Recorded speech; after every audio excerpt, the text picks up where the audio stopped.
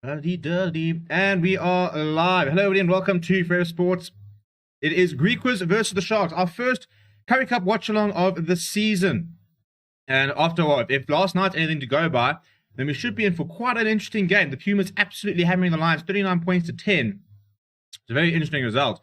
And look, the GRIQUAS will be sitting there saying, you know what, if the Pumas could do it, so why can't we?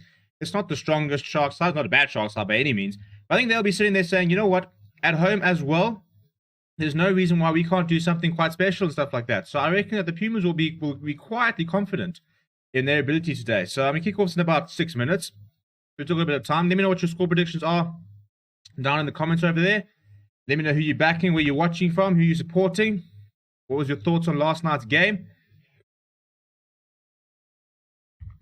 Let's get settled in for what's going to be quite a long day of rugby. So many games coming up over the course of the day. We've got obviously this game, then followed by the Western Province versus the Bulls at 4 o'clock South African time, and then we are back at 6:30 for the Rainbow Cup final, which should be a really, really cool game. Benetton versus the Bulls over there up in Italy.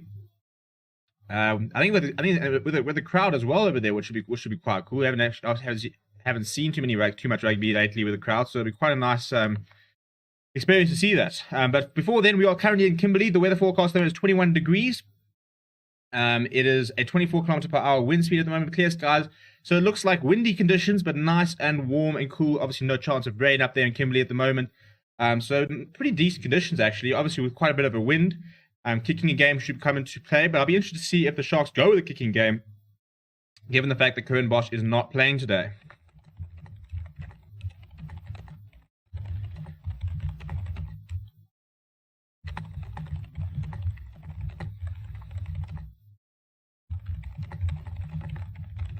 We'll go through the teams in just a moment. Just busy chucking the link over there on social media and stuff like that.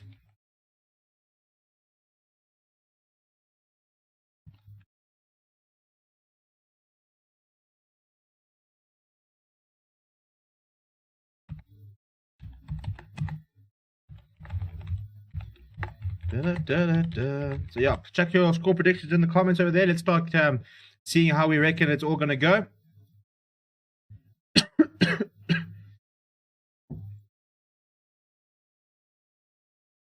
Right. That's all shared and stuff like that. We're all settled in. We got 6 people. Please do. Let's start smashing that like button. Let's get up to sort of 5. Let's try and get up to 10 likes before half time. Subscribe to the channel if you're new. As you can see, we are 6 away from 1700. So I'm hoping that we can try and break that before we get to the end of the game. But in terms of the teams, let's go through that. Let's go see what the team news we have for today. Looking at the log points. So obviously 4 points for a victory, 2 points if you get a draw, a bonus point for scoring more than 4 tries or 4 more tries, and a losing bonus point if you come within 7. So the Lions yesterday walked away with absolutely nothing because they were completely outplayed by a very, very good Pumas side. But if we're looking at the teams for today, we'll start with the GRIQUAS, who've got quite a lot of experience today, actually, and a couple of exciting players as well. So Masikola Banda, very experienced these days, starts at fullback. Obviously played most of his rugby down at the EB Kings, got Pro 14 experience, very good player there. Then you've got Daniel Kasenda and Edwin Cater, the 2 wings. Watch out for Edwin Cater, the very good finisher. Edwisa Arensa and Andre Swartz are the centre pairing for the GRIQUAS. George Whitehead and Stefan Ungara is your halfback combination. Ruan Steenkamp leads the side in the absence of Zach Berger, who has made a move to the Bulls. Sibalo, Goma, Gideon van der Merwe partner him. Then Cameron Limsey and Zwanele Zito are the 2 locks. In the front row, Andrew Skitter, Janko Ace, and the ever-present Andrew Beerwinkel. And then off the bench for the GRIQUAS, we've got Tian van der Merwe, Andrew Kuhn, Ewald van der Westhuizen as the GRIQUAS players come out today. And then you've got Jean-Ray Leonard, Henry Sergel, Regan Oranje, Theo Boschop. I really like Theo Boschop. I think he's a class player, very exciting player there. Christopher Hollis, Piffer, and Enver Brandt, as well as Ashton Davis. So I'm still waiting for the final confirmed bench. They obviously named quite an extended squad and stuff like that. And then if we're looking at the Sharks, the first time that young captain Pepsi Buthelezi will have an opportunity to show his leadership ability. But it's Moni Liebach at fullback. The 2 wings for today are Werner Koch and Anthony Folmink. I prefer to see Werner Koch at outside centre, but that's going to be Jeremy Ward, who's with Marius Lowe. The halfback pairing is to Chamberlain and Jaden Hendrickson. Pepsi Buthelezi, as I said, captains the side as we're getting ready to get underway. Timberlani Boyle and James Fenter are the rest of the loose trio. So I think it's a very powerful loose trio, quite well balanced there with some hard hitting in Timberlani Boyle and a proper number 6 in James Fenter. We've got Hiron Andrews and Ruben van Heerden as the two locks. Kutam Kuno, Fez Barter, part of the Springbok alignment camp, and Kwesi Mona are the front row. We've got kickoff here, so as the Sharks get things underway, we'll just go through the bench quickly. It's Kieran van Vuren, Mzamo Majola, Vian Herbst on loan there from the Lions, a good take there from the GRIQUAS. And then we've got JJ van der Meest, Reniel Hugo, and Pilo Gamede. They've got him with a 6-2 split. So your backs covers are Grant Williams and Miles Portkeeter, who's recently joined the side from the Bulls. But yeah, so last opportunity, get your comments, get your predictions in the chat there. Let me know what you think. So far, it's a decent start from the GRIQUAS, a nice take, and they've now kicked up. And Pepsi Buthelezi, first game as captain, and he makes a little bit of a break there, but I think loses the ball in contact. So we're going to have a very early set piece. But John, let me know who you backing, who you supporting. Obviously, probably more Shark supporters here than GRIQUAS supporters, but I'd love to find a GRIQUAS supporter up here on the stream. Get your score predictions down in the comments there.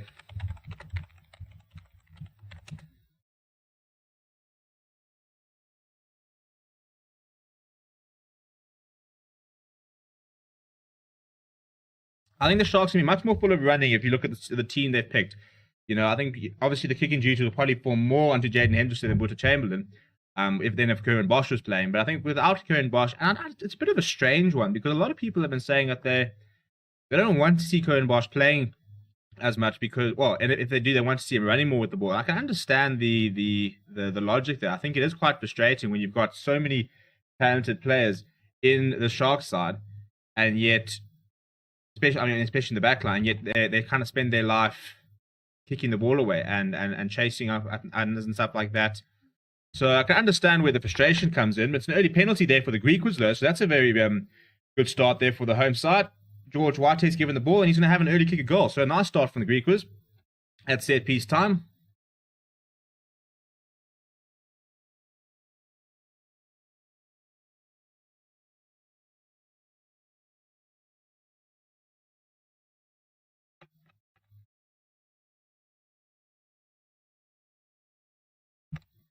So the early opportunity for George Whitehead to put some points on the board. We are less than we're just over 2 minutes into the game here. So yeah, it'll be the perfect start for them if they can go and slot this. But I really hope that the GRIQUAS put in a good fight. We saw the Pumas, as I said, decimate the Lions last night. Let's hope that the GRIQUAS can try and do something similar and cause a couple of upsets, because that just makes the entire tournament more entertaining. Got my knick-knack sorted, yeah. I missed lunch, so I thought I'd grab something for the go. It's a decent strike from George Whitehead. He's turned immediately. And first blood to the GRIQUAS, who opened up a 3-point lead within 3 minutes. So the perfect start for the home side.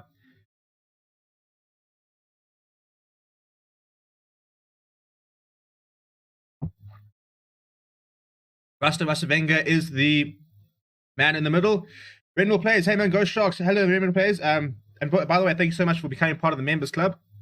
If anybody sees he's got a bit of a different color there, he's got a cool little badge next to his name. You could do that too if you want to join. The links down below. As it's a messy restart this time from the GRIQUAS, and the Sharks are on the front foot through Ruben van Heerden.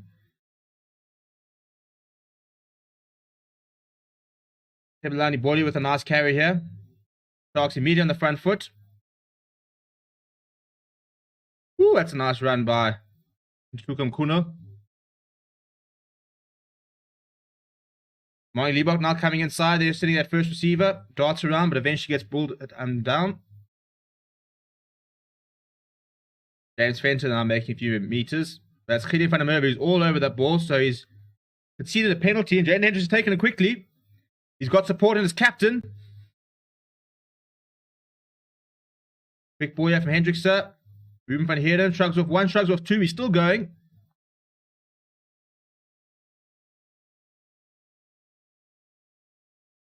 Timberlani Boyle is waiting for the pickup and drive. He was fantastic last weekend. But he's been pulled in, so it's a good counteract there from the GRIQUAS, slowing down the ball a bit. Bander's calling for some reinforcements down the right, but it will be a pickup and drive on Fez and Barter. Well met.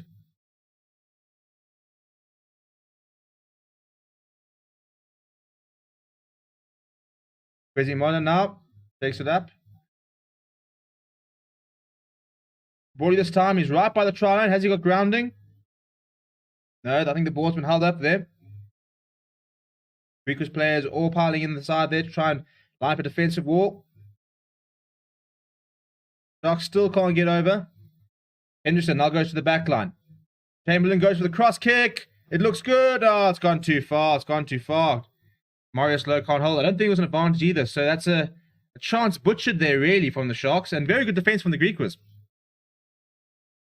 Really fronting up at the beginning there. A couple of phases there. Tamalani Bully had a nice go. But in the end, nothing much on. So Buta Chamberlain trying with the cross kick.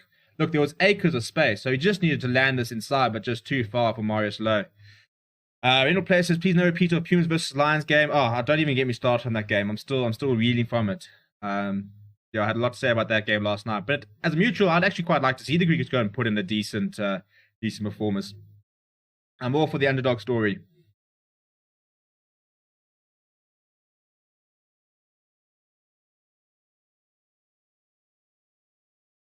So you've got a defensive line here for the GRIQUAS. I think it's the first line of the day, actually. Yeah, it is. Looks like they're going towards the back. Keepers. I mean, you could see that wasn't going to work. I mean, they eventually managed to win the ball, and it's a nice carry up there. But that was one of the most complicated line-out calls I've ever seen. I mean, 4 different dummy runners and stuff like that, and the Sharks actually didn't need to be that away to try and disrupt it, and they eventually get a clearance away. So it'll be a Sharks line-out, but it's just outside the 22, so not the best exit play there from the GRIQUAS. Probably a case of just making life a little bit too complicated. But they do get out of trouble, so I suppose that's the main thing.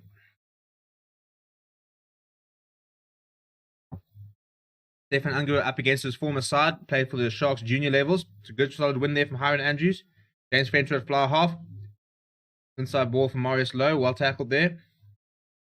Crazy Mona now, well wrapped up by George Whitehead and Gideon van der Merwe.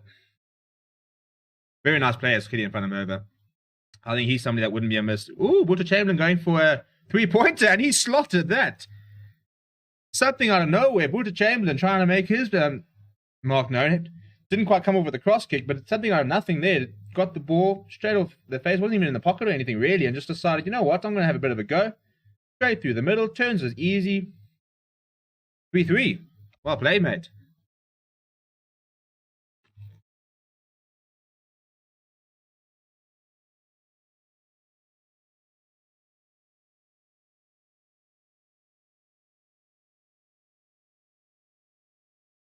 Right, so we've got Renal Players who's obviously supporting the Sharks. I'm advocating for an underdog here as the mutual. PF Sputalesi, that's another good run from him. Well, that's 1, 2, 3, or off he goes. Wasn't a clean win from the Sharks with the kick-off, but Pesi Buthelezi has cleaned up brilliantly. They've gone to the side jet, Folman kicks it in field. The big chase there from Monty Liebach, who's kicked the ball through. Hiron Andrews is there. Cater's having to clean up. Got very little support, lots of black and white players in around him. In reference to the Sharks kit, not the colour of the skin. We'll just clear that up quickly. The GRIQUAS have managed to sort of get back and support, so they're all the way back in their own half, just by the 5-meter line. Nice idea from Folman, a very good follow-up play by Monty Liebach, and now the GRIQUAS under quite a lot of pressure.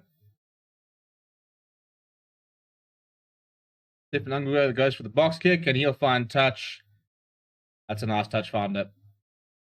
Between the 22 and the 10 meters, so good early pressure from the Sharks, all stemmed from that very nice carry from Pepsi Buthelezi, who started his game as captain very, very well. I think he's one of those players that will want to lead from the front. You know, he's very much a heart in his sleeve, likes to lead from example type of player. So, you know, all the best to him, because I think he's a potential future Springbok captain. So I really hope he has a good campaign and a good season, because I think, yeah, I mean, we need... Not that any of the really Springbok players are anywhere near retiring, but it's nice to see the next generation coming through. And, you know, the earlier we get these players in key roles and giving them responsibility and stuff like that, the more they can grow. It's a messy line-out from the Sharks. It's a knock-on with trade from Pheasant Barter, so we'll have a scrum. Last time we had a scrum, it actually was a penalty to the GRIQUAS, so I don't think the Sharks would have wanted that result. Be interesting to see how they can do here. Kwezimana, Kutu and Kuna are the two props, so they'll be under quite a lot of pressure today. Obviously, no more Oxenchair, no more Thomas Toy. they're with the Box at the moment. So now it's time for the other players to step up. And, you know, with the United Rugby Championship starting at the end of the year, this is the time to start making your push and putting your hand up and saying, I can be involved in the setup. Yeah, please do subscribe to the channel if you're new. As I said, we're 4 away from 1700. I really like to get there in this stream. We've got 3 streams today. We're going to have this game followed by the Western Province versus the Bulls game, which is basically a glorified club game. And then we've got a Rainbow Cup final, and that should be really cool. So, yeah, a stacked game day of rugby ahead. And it only gets more rugby. I mean, we had SN 20s yesterday. We had Currie Cup last night. But then next week, we've got SN 20s on Wednesday, Currie Cup on Wednesday night, Friday night Currie Cup. Saturday, we've got another Currie Cup game, as well as the Lions versus Japan. And after that, the Lions tour is in full force, and we're playing rugby every couple of days. So buckle up, settle in, subscribe, because we're going to have a long season ahead. And that's a free kick this time to the GRIQUAS. So GRIQUAS winning the scrum battle at the moment. It's a nice little get out of jail free. They've got a short time free kick.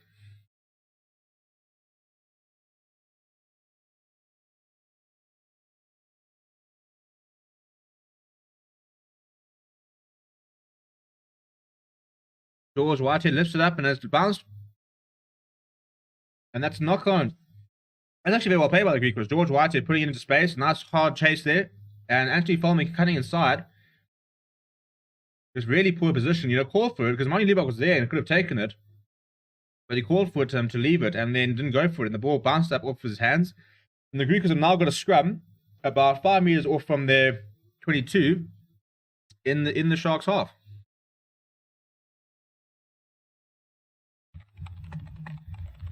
And given the fact that they've won both their scrums, this could be the first, the perfect opportunity for them to try and either get a penalty and slot it over, or maybe go to the line, or either way, I think it's a very good net result. And if the GRIQUAS can keep scrumming like this, that'll go a long way between trying to well,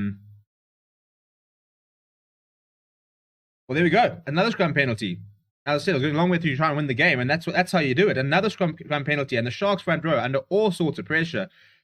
Crazy Mona and Kuta Mkuno, that's three out of three scrums that they've conceded either penalty or a short time, and the GRIQUAS have another kick a goal here.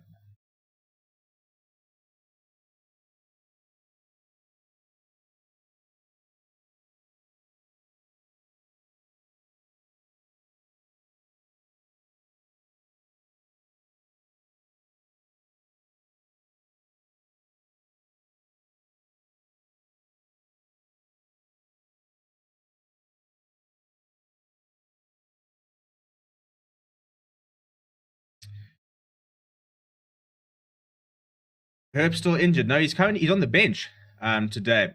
I'm pretty sure. Where's my team list? Yeah, Bjorn Herb's on the bench, number 18, so he's back. Was confirmed that he's on loan for the season, so he's still a Lions player in theory, but he's on loan, so he'll be at the Sharks for the rest of the Currie Cup. George Whitehead's right in front. He strikes it very well. That sails through the middle, and GRIQUAS re-establish their 3-point lead. Nice start here from the home side. We're winning the small battles. And look, to be fair to them, they've been in the Sharks' half, I think, twice, and they've gotten 3 points each time. So, mainly making opportunities count at the moment. The Sharks, on the other hand, had the bulk of possession in the first 30 minutes, but haven't quite managed to make much of it.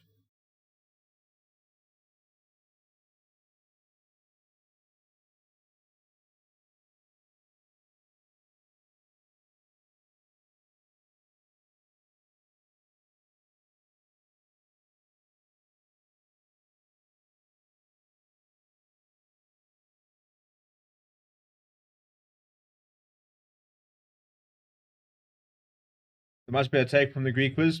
Got a couple of players behind the ball. They've also got the state to 22. So Stefan Ungura shapes for the kick. Goes nice and high. And finds a very good touch finder. That's a brilliant, brilliant kick from Stefan Ungura. And the GRIQUAS have found themselves all the way back in the Sharks' half. Brilliant clearance from him. That's what you want from your scrum half.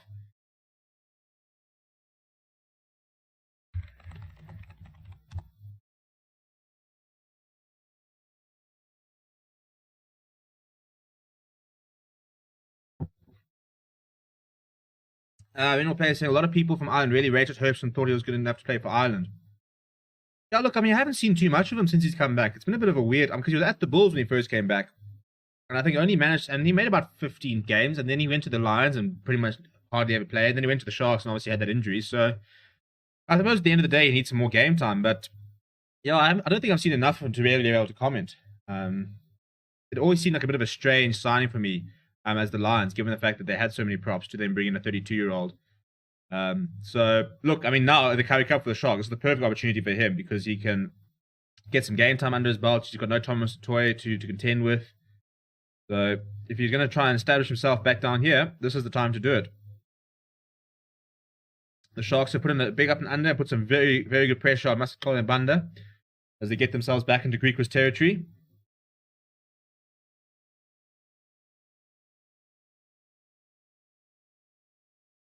Stefan Ungren now putting in the up and under. So we've already seen quite a lot of kicking at the moment.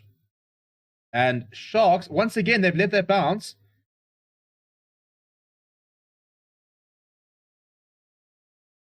And George Whitehead's kicked out the head. Jane Henderson is well positioned. And he'll chamber for the box kick. Sorry, British Chamberlain, that is. Very contested. And once again, it's I don't know what's going on. I don't know if there's like an extra sun or something like that. But that's twice that they've gone up, and nobody's contended for it. And as a result, the GRIQUAS have managed to steal it. Stefan Ungren spotted some space out wide, so he's putting a bit of a grubber over the top. Mike Liebach's retreated, but there hasn't been a great kick chase, so he's got plenty of time to decide what he wants to do, which is to run with it, but he's run straight into the number 7 there. You don't, I mean, out of all the people to run into, and you go around to only 2 forwards in that defensive lineup. So Sharks all the way back at their 22. Jaden Henderson now shaping to the box kick. He's got the set for 22, so he'll probably be looking to find touch. Nope, he's choosing not to find touch. It's a big chase coming from Werner Koch. Very well taken there. Must call it Banda now. Runs straight to Jaden Henderson. Solid tackle, but the Greek was still in the attack. Nice quick ball there. Whitehead goes inside. Come. The penalty advantage to the Greek was for going straight off his feet. It's just I think it's just a knock on there from Mario Slow. I thought it was going to be a penalty because it looked like he went straight off his feet when he was trying to slow that ball down.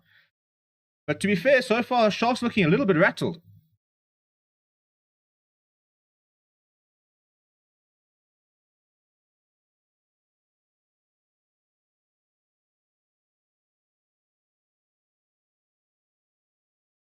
I don't know what Marius Lowe's complaining about. I mean, from the sounds of it, I think he had quite a few words with Rasta after losing the ball forward. So Rasta just brought the game to a close. Yeah, he had Rice to play, but then knocked it forward. I think he had a couple of choice words to Rasta Wenger, who didn't appreciate that and told Pepsi Buthelezi to have a word with him and said that we're not going to have that throughout the game, which is fair play.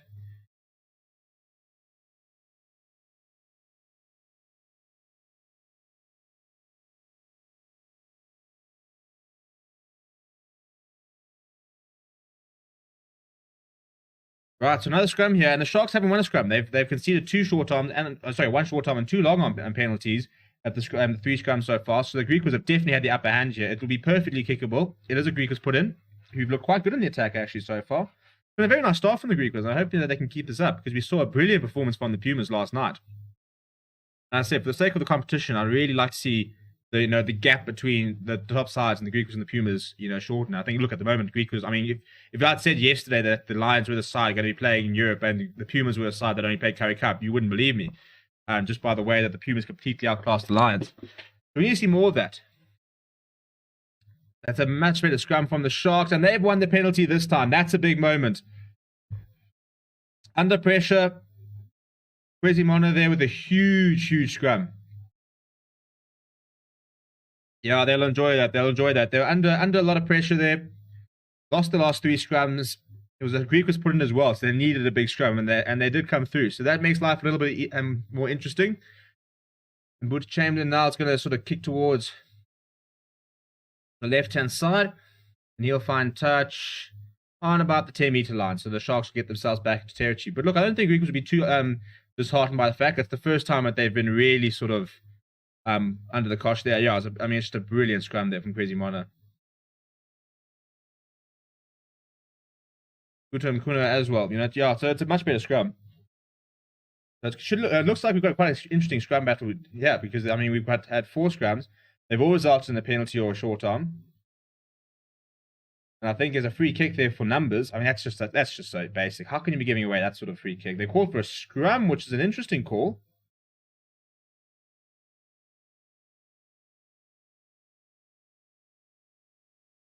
No, it wasn't even for numbers. It was for closing the space in the lineup. I mean, as I said, that's even more amateur hour. So we have another scrum here. The Sharks won the last one with a very big effort. So if the GRIQUAS want to sort of reaffirm their ascendancy, then again need a big scrum here. Almost 20 minutes into the half here.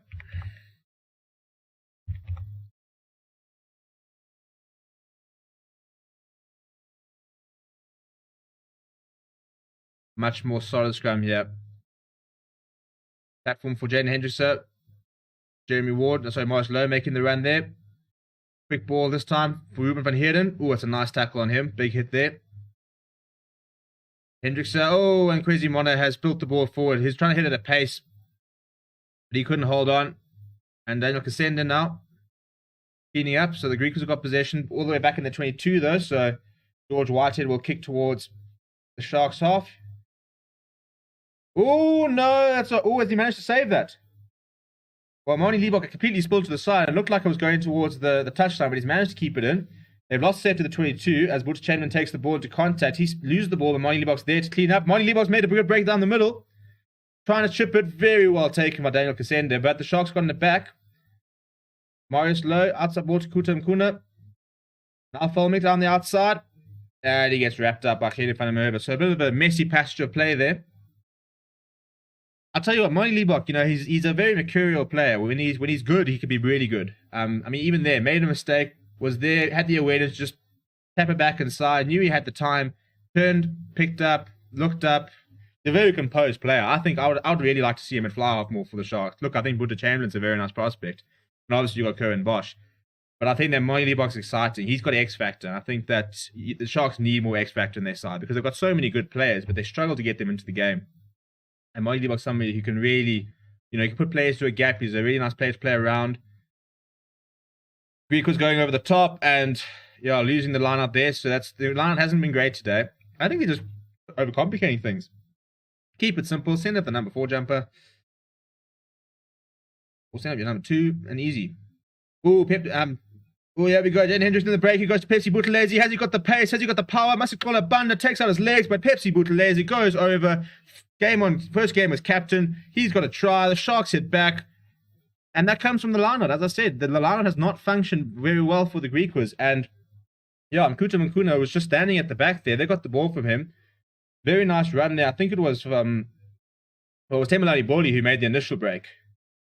Inside ball there for Morris Lowe. Temelani Boli keeping the ball, a couple of offload. Jaden Hendrickson sucking in the man. And Pepsi Buthelezi, he's got the pace. Masikola Banda gets there and takes his legs, but he's got too much pace, too much power. He goes over very, very well away from the Sharks.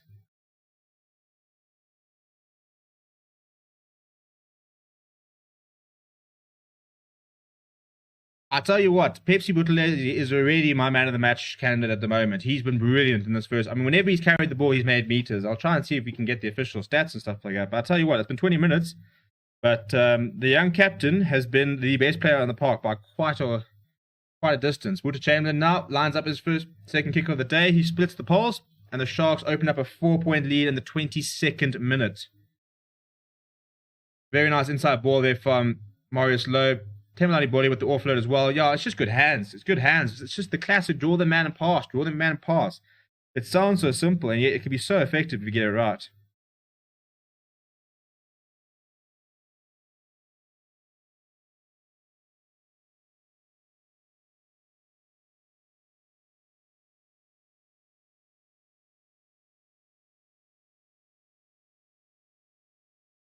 So GRIQUAS going deep. Pepsi Buthelezi right back in the action as he takes it.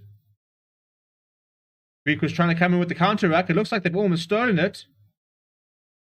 They're straight through. They've got an advantage though, do the Sharks. Temelani Boli shrugs off one. And that's a very nice carry from Boli. Making a good couple of meters and a good powerful leg drive. He's a very difficult man to stop. Sharks trying to run from their own half. Moni Liebach darting away from a couple of players. Eventually tries to find a half gap and almost gets through.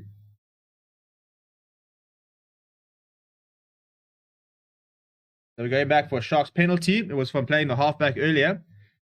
But interesting to see the Sharks trying to run out of the 22. As I said, I don't think that would have happened with Currie and Bosch. And this is why I say it's strange to be in an environment where your game plan is so dependent on who you got playing. You know, it's, as I said, I mean, obviously when Currie and Bosch plays, they tend to kick the ball a lot. They tend to be a much more sort of set piece, much more sort of structured and tactical sort of approach to it in terms of territory and stuff like that. But now, whenever you see somebody, Buta Chamberlain playing, and you see Mani Libbok playing, they're much more willing to keep the ball in hand. And I don't understand why. You think of like the Bulls, and Bulls have got a system, and they bring players in who suit the system. And that's why somebody was making a good comment, I think it was on Facebook, and they were talking about the fact that the Bulls haven't produced a lot of Springboks. They've only got 4 players in the squad. And yet they are the dominant team in the country. And a lot of that's got to do with the fact that they've got a winning formula, they've got a really good system, and then they bring in players that suit that system, so that when Morris Taylor doesn't play, Chris Smith slots in and he plays the same sort of game. And they do that from across the board. If you look at their loose forwards, they're all pretty similar, or got very similar characteristics. Obviously, they've all got their own sort of nuances and strength and stuff like that. And the GRIQUAS have defended a really good rolling maul there and have won themselves a scrum. But the Sharks are very different, because when Currie and Bosch plays, you can see it's a much more tactical game. He puts a lot of up and unders in and stuff like that. But then suddenly when Buta Chamberlain or Mani Libbok starts to fly half, you can see suddenly they're more willing to run with the ball. Which I'm not sure. I mean, I'm enjoying the fact that they're running with the ball. I think that's a very good thing. But I'm not sure how much of a good idea it is to be so quick to change things depending on who's playing it. Because, I mean, as an outside centre or as a wing, it's difficult to really sort of go into your game if it's changing every week.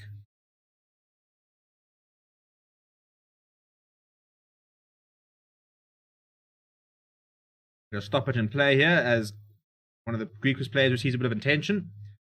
There's been a very nice start here. We've got 16 points in the first 25 minutes. Pepsi Buthelezi with the first try of the match. Very well worked from the Sharks. And Temilani Boli is somebody who's really taking his opportunity at the moment. Has had limited opportunity since coming to the Sharks. But when he plays, he's a proper player.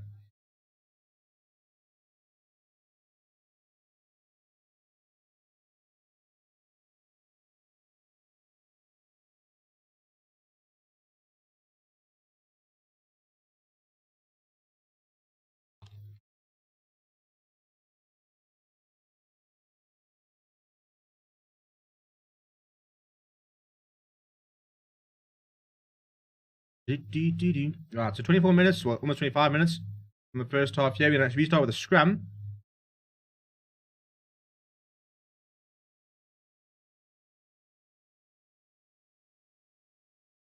Right, so it's in the Sharks half, scrum on the 10-meter line.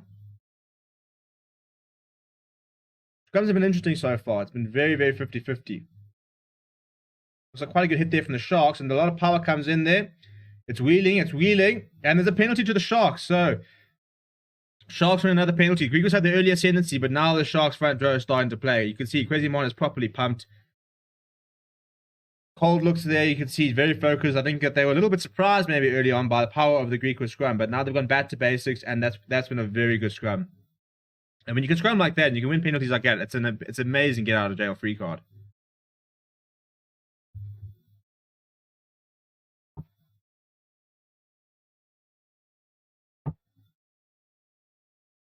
And having said all the good things about Mani Libbok, he's not found touch, but the GRIQUAS have spilt the ball forward. And Werner Koch, who was chasing really hard, has won that back for the Sharks. But that ball's gone in behind, and surely will go back for the scrum. Yeah. So Mani Libbok not finding touch there, which is a rare mistake from him. But thankfully for him, one of the GRIQUAS players just spinning the ball forward. And we'll go back, and the Sharks will have a scrum on the 22.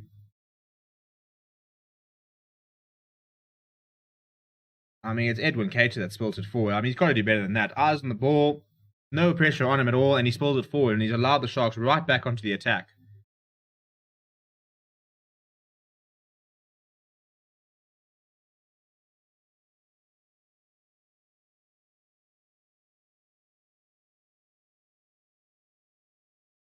Right, so the way the Sharks scrum's been operating, I think this will be a very nice platform for them to attack from. On the 22, right towards the right-hand touchline, so they've got a lot of space to work with.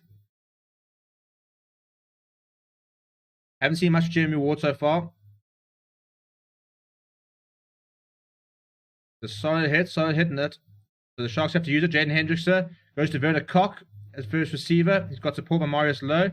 Quick ball from Hendrickse and Temilani Boli now. Shrugs of one, he's still going.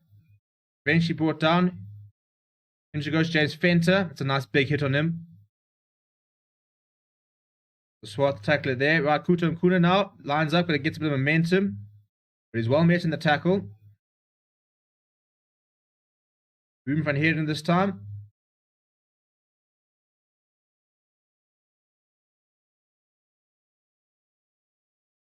Right, Boeta Chamberlain now goes Pepsi Buthelezi, who's at the Bachini van der Merwe. Ooh, pick and go here from Jeremy Ward. He almost gets up to the 5 meter, 5 phase now. Penalty advantage to the Sharks as well. So a free roll the dice for them. In front of Merva, just trying to rate. I mean, I don't know why you do that. I mean, right in front of the referee, he's busy trying to kick the ball back to his own half. He's been dumped by James Venter. I don't think he appreciated that. It's a very good carry there. I think it's Timberlani Borley that's made that carry.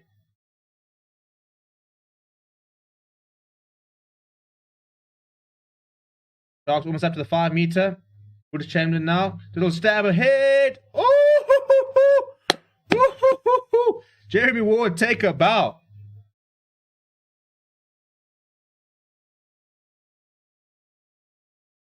Well, I think he scored that. That's a brilliant take if he has. A little tip over the top, Boeta Chamberlain, and Jeremy Ward was chasing hard. Couldn't decide if he was going to wait for it to bounce, try and dive on it. So he kind of dove for the ball as he goes. And I think as the ball is landing, he's managed to grab it against the side of the poles, which in theory should be awarded. So if it is, it's a brilliant, brilliant finish by Jeremy Ward. Well, they're not given the try. They're not awarded the try. They're going back for the penalty. I would have liked to have had a look at that, actually. I think that's quite closer than the refs are giving them credit for.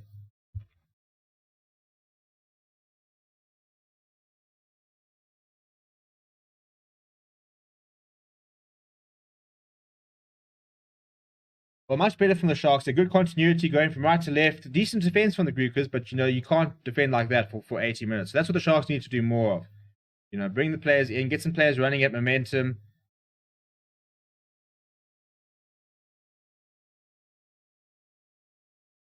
So I think that they're saying that the grounding was fine, but he was offside in front of the kicker. So Boeta Chamberlain just delaying the kick a little bit too much. But it was a brilliant take and placement from Jeremy Ward. The Sharks now trying a rolling more. Got some early go forward ball here at the moment. Starting to be held up. Jaden Henshaw desperately trying to get the ball out, but Kuta Mkuna can't do it. But they've managed to make the ball available. But there's a huge counter ruck in there from the GRIQUAS, and they've won that ball back. That's very well played. Jaden Henshaw sensed the danger and tried to get the ball out, but couldn't. And the GRIQUAS have come straight through, and they're trying to run the ball from their own half, behind their own touchline. Oh, it's a very nice line there from Daniel Kasenda, who's still going. Arends in their support. The GRIQUAS have managed to run it up to past 22 meters. Ungra now goes to Whitehead, who shapes to kick, and he'll try and find a bit of space towards the left-hand touchline. Boeta Chamberlain is there and back. He's putting a cross kick there. And that's not the worst idea. Put a bit of a cross kick, which has landed and bounced out towards Volmek. It's quite enterprising, I suppose, actually. He had two options. That was to go for the up and under or to try and kick it in behind towards the right-hand side. And instead, he tried to chip it towards the other side. He did find touch, so they found a bit of territory. A bit of a risky option, because if that had gone to the wrong player, then suddenly there wouldn't have been much of a defensive line there. But Greek was very brave to run it from behind their own try line, and Daniel Kasenda with a very, very nice break. Not the biggest of men is Kasenda, but lots of pace, nice inside step there.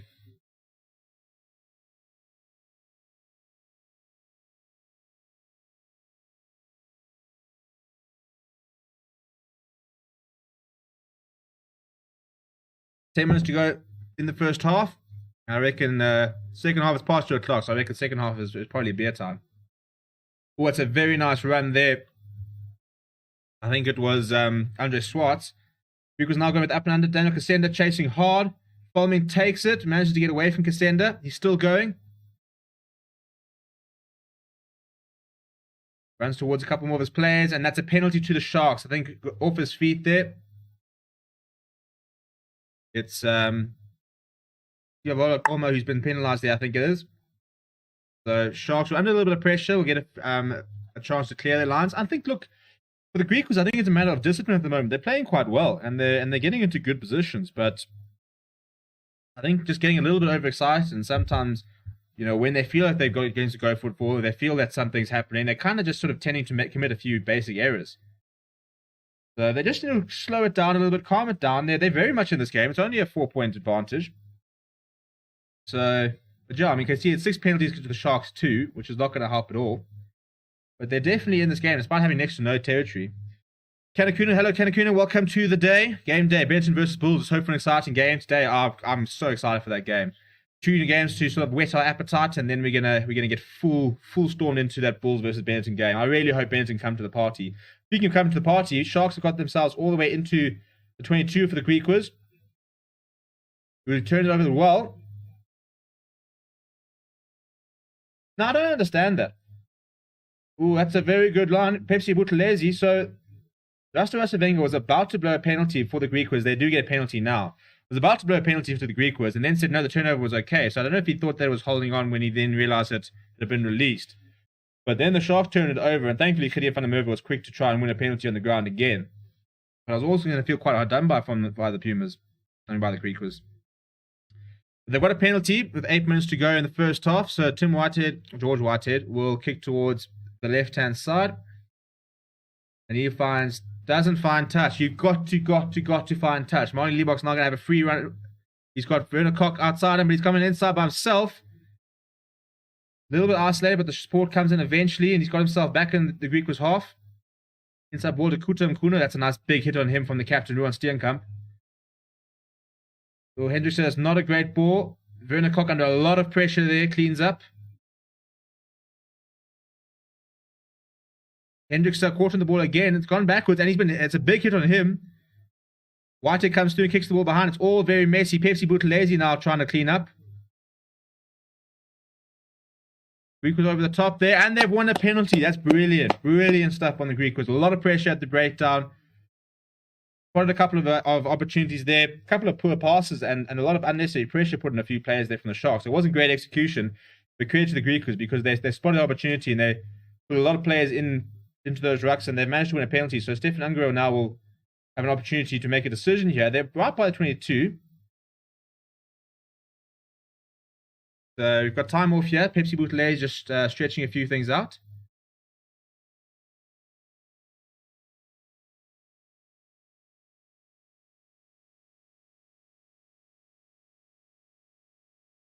Right, so Buthelezi getting a bit of treatment here. I don't know if he took a hit or something.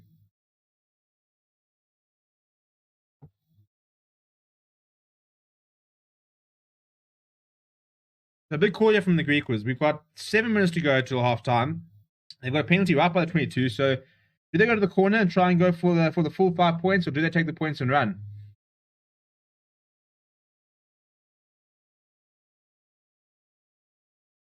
Oh, Buthelezi looks good to continue. He's been brilliant in this first half. We'll go through some of his stats during our halftime stats crash. Some big hits coming in here today.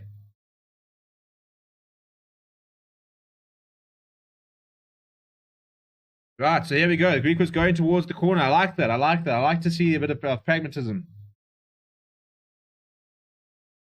So he's found touch in the corner. I don't think the GRIQUAS have actually had a rolling more yet.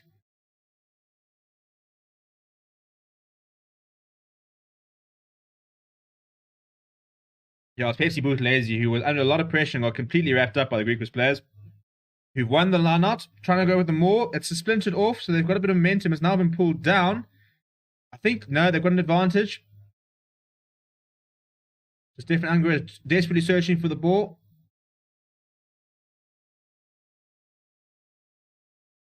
And he's found it, so the GRIQUAS have got an advantage. Whitehead goes for the cross kick.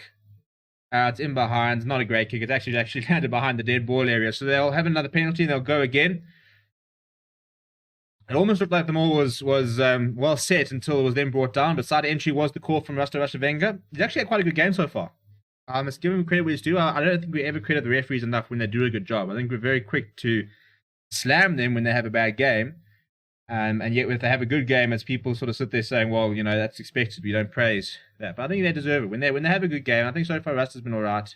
They deserve a bit of praise.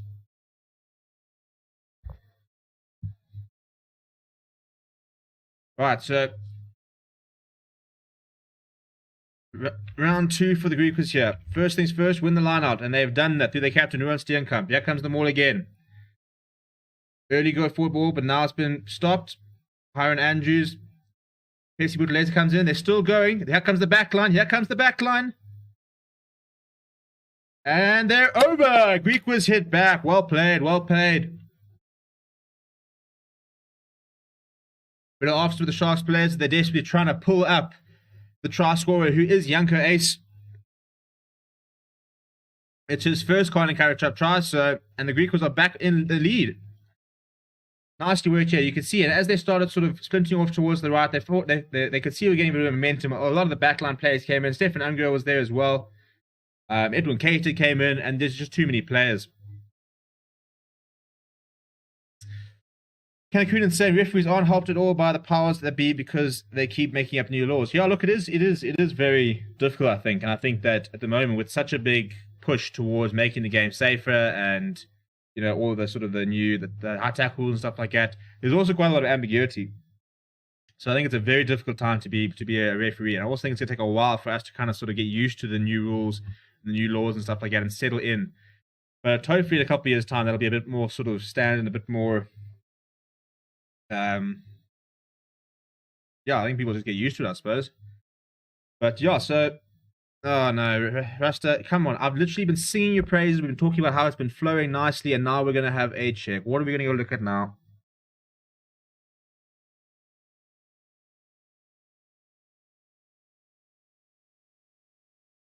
I mean, come on. The on-field decisions are trying now. I'm not going to have a look. I mean, Rasta, literally, I've been singing your praises, talking about having a good game, and then you go and do something stupid like this, where they're basically saying that now they want to go and have a look and see if there's any reason why they can't award the try.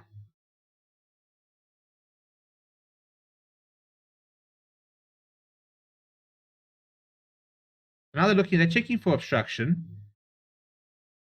I mean, come on, guys. As I said, you're doing so well. So well. I mean, they're attached to the initial maul. The Sharks splinter towards the right, so the maul shifts to the point of contact. I mean, it doesn't shift. It's not like it's a new maul that's part of it. It's the little same maul. They've come through the back. No, there's no blooming. Ooh, they reckon that's obstruction.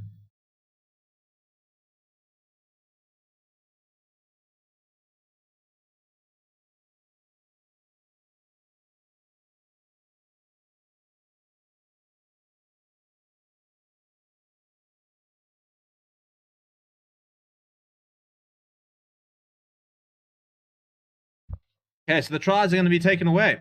They reckon it's obstruction.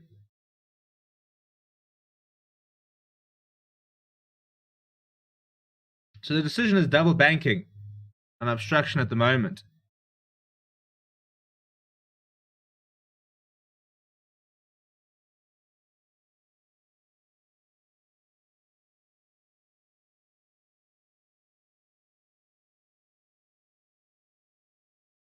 That's a harsh call, I think. I think that's a very harsh call. I mean, you can see there's a little bit of obstruction, but I think they had to really go and actually find that obstruction. So I think that's a bit harsh, to be honest.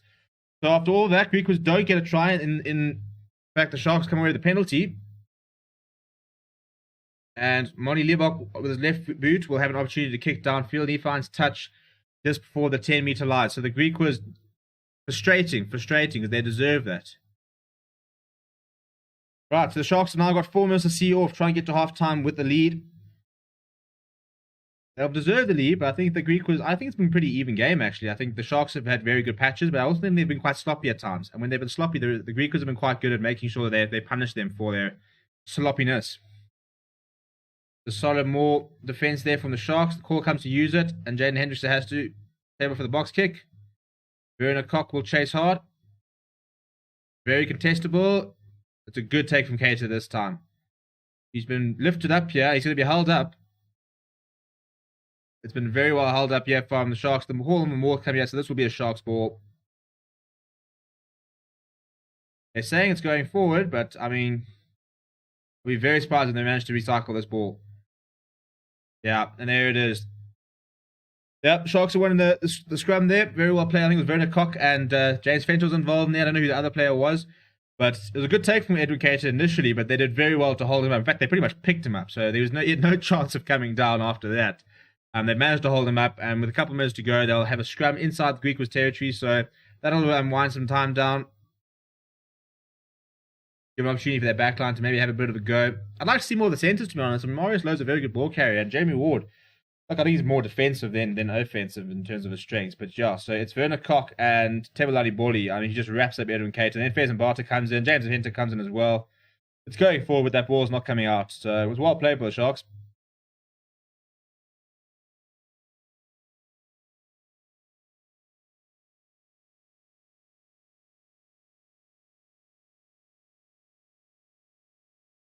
So it's a GRIQUAS put in and a GRIQUAS penalty, actually. So after all that, the GRIQUAS have a minute, just over a minute to be able to kick towards the corner. I think it's Kuta Mkuno who's been penalised there, and the GRIQUAS have another opportunity before the half-time whistle to try and hit back. So George Whitehead needs to get as close to the try line as possible. It's not a great kick. He finds touch on the 10-meter line.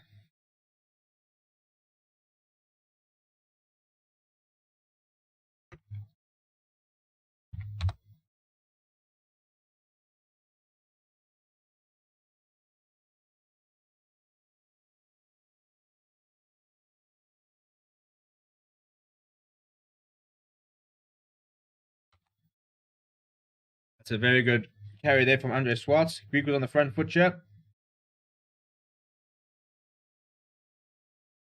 That's Ace, who thought he had a try, carrying up now. Beerwinkel now carries it up. GRIQUAS up to the 10-meter line, struggling to make meters yet. Couple of seconds left in the half. Edwin Cater, I mean, come on, guys, he's got pace, but he's not a lot of bulk. He's been wrapped up a lot. They're trying to keep him up, hold him up again, but I don't think they managed it this time. Yeah, GRIQUAS have managed to carry it on. The siren is gone, so we are into overtime. So no room for mistake here from GRIQUAS if they want to try and get something before half time. And they just can't get past the Sharks game line at the moment. Angra goes to the right-hand side. They try and look for some width. The ball's gone in behind. Daniel Casendas had to go back. He went straight into Anthony Folmink. Manages to keep the ball there, but the GRIQUAS all the way back to their halfway line. George Whitehead now, ball going through their hands, but Swartz decides to come inside, and he runs straight into Tebelani Boli and Kuta Mkuno. There's a penalty advantage, though, so that's exactly what the GRIQUAS would want. Oh, that's a very good break! It's Gormo who's made the break. Lost his footing, though, so he was rolling, but they've managed to keep going. Andrew Beerwinkel is now going himself. He's still going. He's still going. He's almost going up to the 22. It's a very nice carry from the prop. There we go. Whitehead. A lot of space out wide. It's a good pass there. Daniel Casenda, doesn't have a lot of space, but he managed to keep it inside ball to Zito. Hit in front of Merv, but spills it forward. And Buddha Chamberlain has grabbed it into the corner, so that will be half time. Yeah, there's advantage over. Almost a brilliant time opportunity for the GRIQUAS to score. Kenneth Van der Merwe just not able to hold on to it, otherwise I reckon he would have been over it. And a very, very interesting half comes to an end. So the score is at half time, 6 points to 10 in favour of the away side. Pepsi Buthelezi, the try scorer, first match as captain, and he's been absolutely terrific. Take a short break, and then we'll come back and do a bit of a stat attack. So don't go away. Please do smash like on the video. Subscribe to the channel if you're new. As I said, we are so close to 1,700. So let's just try and see. I mean, if 2 people are currently watching that aren't subscribed, let's try and get 1,700.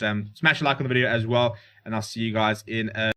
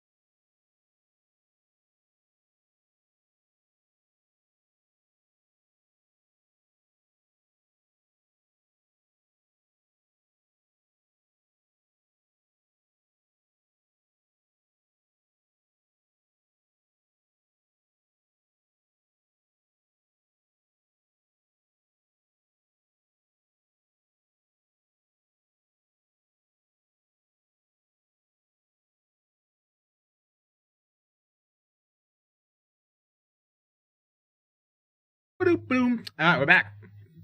Hey, we're over 1,700. Thank you, people. Appreciate your efforts. Right, so we're back. It's 6 points to 10 at halftime between the GRIQUAS and the Sharks. A very close game, actually, and a very nice game to watch. GRIQUAS almost scoring shortly before halftime, but unfortunately that try was ruled out for them. We've looked at some of the stats, and you'll see it's pretty even, actually. So, look, territory is very much one-sided. 68% for the Sharks, 32% for the GRIQUAS. But overall possession is 59% to the Sharks, 41% for the GRIQUAS. Obviously, 1 try to 0. GRIQUAS 2 points come from their penalty so far. But in terms of meters, the Sharks have run 184, the GRIQUAS 120. This is where it comes in, though. The Sharks have beaten 16 defenders, so the GRIQUAS need to try and sort out that first-time tackling. 3 clean breaks for the Sharks as well. A lot more game lane carries, more offloads for the GRIQUAS though, and 8 turnovers, 1 for the GRIQUAS. The GRIQUAS have been very, very good at the breakdown. They've spotted their times to get involved. Kenny van der Merwe has been quite good at the breakdown, and they've put the Sharks under quite a lot of pressure and slowed that ball down, which has really sort of disrupted the Sharks' game plan. Kicks from hand, 15 kicks from the GRIQUAS, 16 from the Sharks, 43 rucks one from the Sharks, 26 from the GRIQUAS. But here is the issue, and this is why, you know, if you're going to have to tackle stats like this, you're going to win a lot of matches. The Sharks have been asked to make 27 tackles, and they've made 25 of them at a 93% success rate. The GRIQUAS, on the other hand, have been asked to make 71 tackles, and they've made 55 of them. So if they don't sort that out, they're going to get punished for that. But, you know, line-out success, it's been 5 out of 6 for the GRIQUAS, 6 out of 7 for the Sharks, so both sides are using a line-out. Scrums for the GRIQUAS started off really well, but they've only won 4 out of 6 of their own. So a 67% scrum success rate is not great. Penalties conceded, 7 from the GRIQUAS, 8 from the Sharks, but the Sharks conceding all their penalties in their own half, whereas the GRIQUAS are conceding a lot of penalties in the Sharks half. So that's where the GRIQUAS have managed to score points, you know, because they're getting a lot of penalties in the right areas, and they made them count. I think, look, in hindsight, maybe they should have gone for the 3 points. We've got all the players back on the field, and we should be getting underway in a couple of seconds. The GRIQUAS now playing right to left. There goes the whistle from Rasmussen, and George Whitehead will kick towards the right-hand side to get us underway for the second half. Please do smash like on the video, subscribe to the channel as well. Let me know what your final score predictions are. It's Timberlani Body who runs it up. He's made a lot of carries. We're going to go through a couple of the major players in a few moments.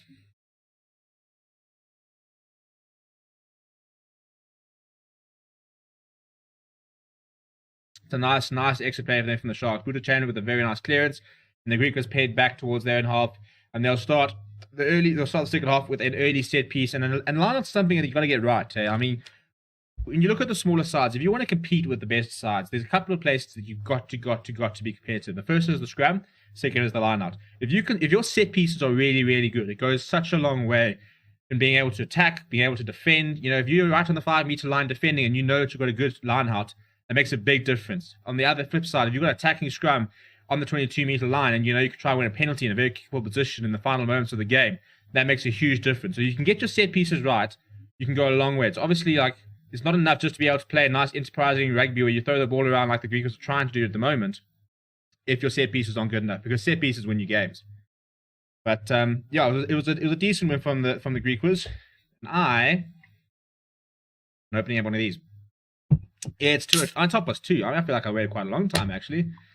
So, cheers to everybody. Here's to the weekend. First off, 3 games this week. Oh my goodness, that's a horrible contest of the ball between Daniel Cassenda and the Sharks have possession back. But, yeah, it's the first of the day. First of 3 games today we're going to be doing live streams for. So, settle in and let's get comfortable, I suppose. Oh, that's a nice hit there by Ruben van Heerden. Buddha Chamberlain going wide. There's a bit of space. Howard Andrews brings in Pepsi Buthelezi. So a tackle by him from George Whitehead. He's actually been very good as Whitehead. But Eddie Fasheer was also very good last night. That's a nice big hit from Goma. I think on James Fento it was. Sharks do have an advantage. Timberlani Bally shrugs one. He's such a good ball carrier. I think he's probably the Sharks' best ball carrier in the team at the moment. Liebach now under quite a lot of pressure. Wriggles away from one. Still an advantage, so they're going to go back for the penalty. So it's good from the Sharks. But I mean, Timberlani Bally, I mean, let's go pull up a few stats because he's been another immense performance from him.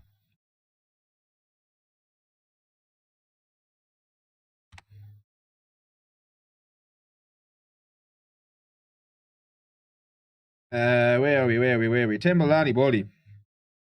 I don't think it's updated from the first half, so let's just make sure we can get the updated stats. Stats. We'll do a bit of stat attack.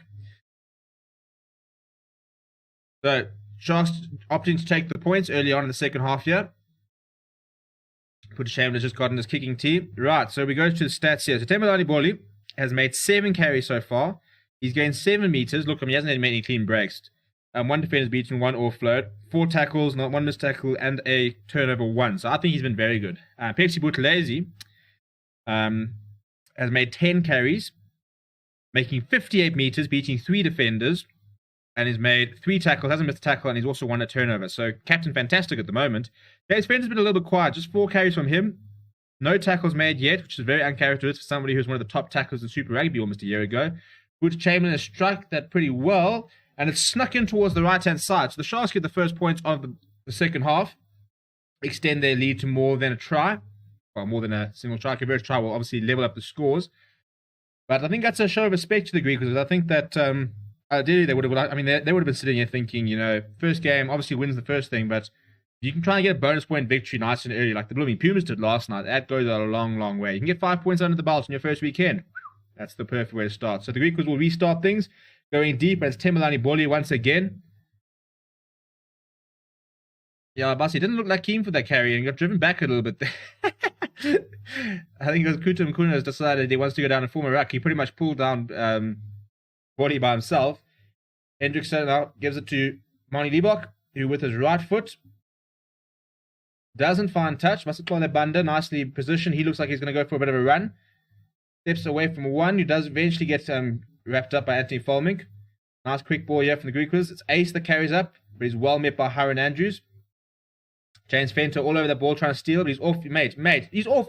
Ruster, he's lying on the thing. No ways! GRIQUAS fans, I'll be doing my nuts in. I mean, James Fenter is basically kneeling on the ruck with his hands over there, and he's won the penalty.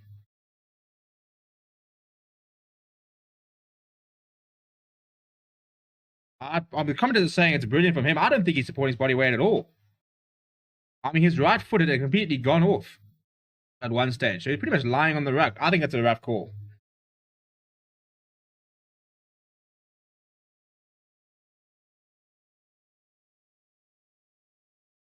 The early moment there, he was on it and he was fine. He was fine. And then he falls over. I mean, he's not supporting any... He's lying on the ruck. He's lying on the ruck with his hands on the ball.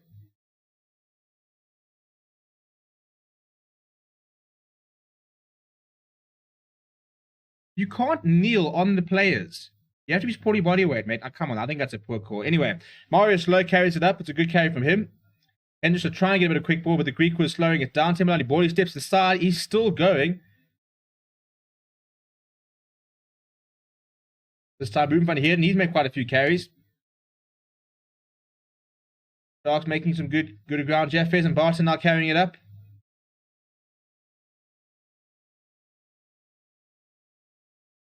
Mani Liebach now steps inside one, runs into Andrew Beerwinkel. What a surname that is. Bordy has made hard in the tackle. I think we've got to replace a couple of replacements on here. Replacement prop on here from GRIQUAS. Hiron Andrews now carries it up. Jeremy Ward, why did you do that? I mean, Jeremy Ward, they looked like they was going to be able to go all the way. Decided to chip ahead and it's given possession away from GRIQUAS. That's a stupid decision, Mr. Ward. Be a 22 from the GRIQUAS. That's a poor decision from him. Going out wide, had numbers and stuff like that, opting to try and chip ahead. I mean, you're an outside centre. You don't kick. Do what you're there for. Put your head down. George Whitehead now launches this back into the Sharks half. That's Mani Liebach. That's underneath it. He goes inside to Butcher Chamberlain, who's going to shape for an up and under. Chase line's decent from the Sharks, but it's uncontested from George Whitehead. Oh, he spills it. Oh, my goodness. Anthony Folmink's all over this. I think Colin Bunda wraps him up quite well. Butcher Chamberlain goes out wide. It bounces before James Fenter. He's got Verticock outside him, and he comes inside. Runs straight into Killian Panamova, his opposite number. Outside. Werner Cock chips inside. Have they got the pace? Jeremy Ward. Oh, they're going to have to go upstairs. Oh, they've given it. They've given it. Jeremy Ward has scored. That's brilliant from Werner Cock, who chipped it ahead. Jeremy Ward had the pace. It was him and Edward Cater up against each other. They both went for it, and they've awarded it to Jeremy Ward. So, look, I mean, they went back and had a check for the GRIQUAS try, for the obstruction. Haven't had a look here. So, obviously, the linesman had a very clear view of it. Outside ball, Werner Cock. Then it's a foot race between Jeremy Ward and Edwin Cater. They both go down. Yeah, you can see.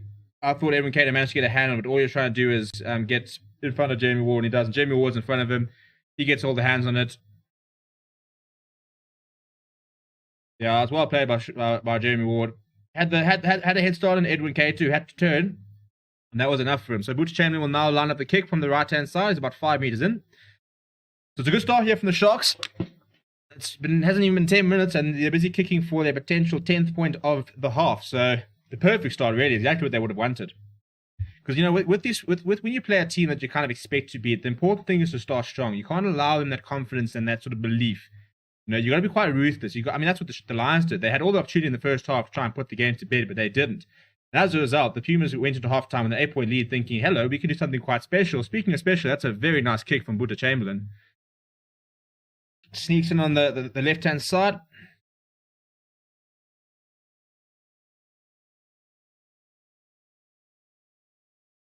Yeah, Werner Cock, brilliant there.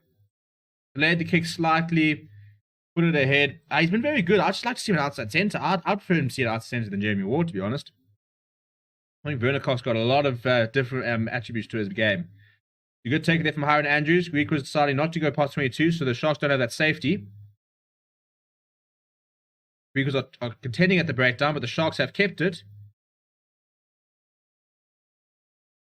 Butcher Chamberlain now goes straight up.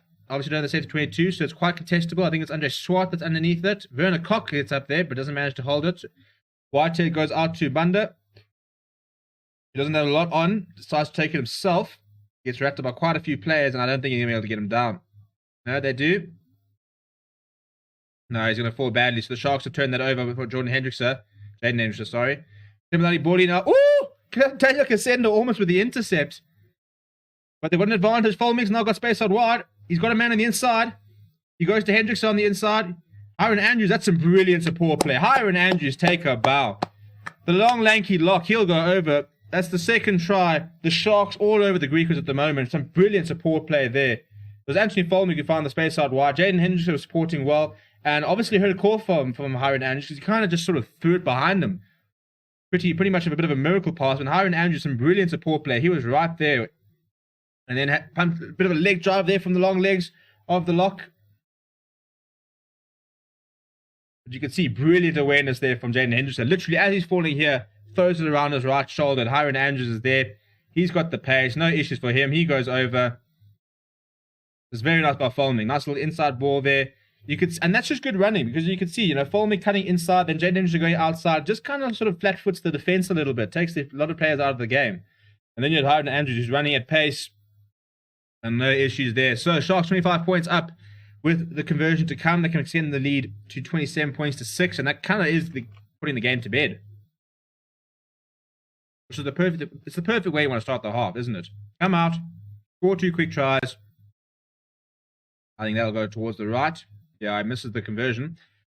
But that's, I mean, as a GRIQUAS player, it's now very difficult to try and to respond to that. You know, it's you've got to try and really work yourself up.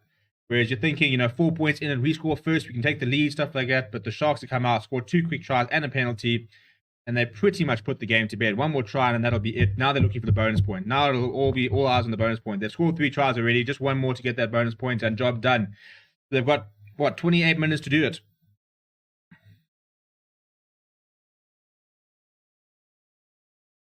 GRIQUAS haven't had any ball so far in the second half.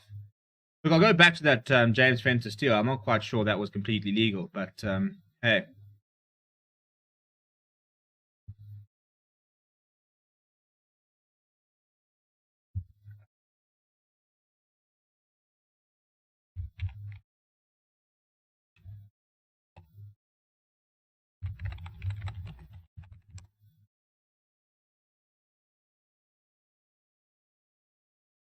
Nice run there from the GRIQUAS, and Casenda's out wide.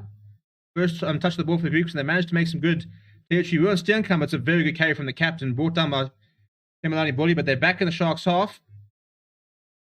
Zito, that's a nice ball in between the two defenders there. Quick ball from Ungaray, Whitehead. A little bit flat-footed, so stab him in, but Edwin Cater's raced onto that. What can he do? Has he got the pace? Has he got the power?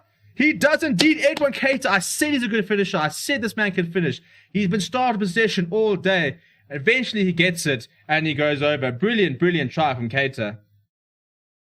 But after's there from Werner Koch. I'll have a smile and a beer after that. But that's a very, very good try from the young from the wing.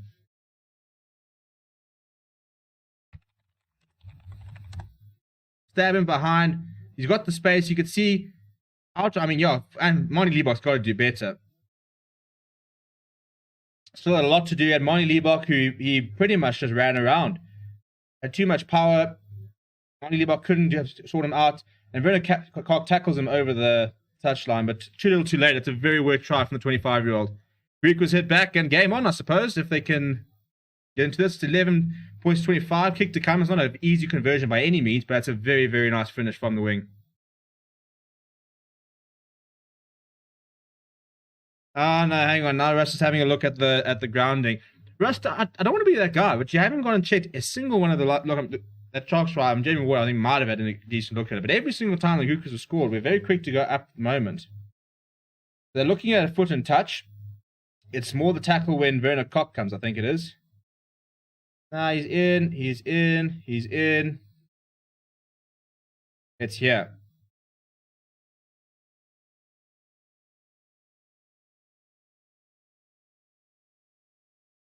Has he got a foot and touch? Ooh, this is going to be tough. Ooh, this is going to be tough. Has he got the ball? Oh, it's going to be tough. So his foot's up. It's hitting the flag, which is fine. That's the attacking player. It's not going to be an issue for him. It's whether he manages to get the ball down before his foot then hits the touchline itself. This is going to be a very big call. Quite a tricky call. Don't feel decision to try. So if it's inconclusive, the try will stand.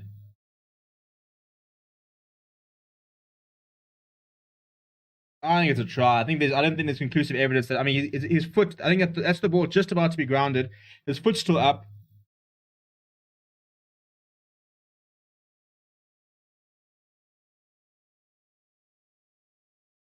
Yeah, they're stuck with the decision. Good call there. Good call there.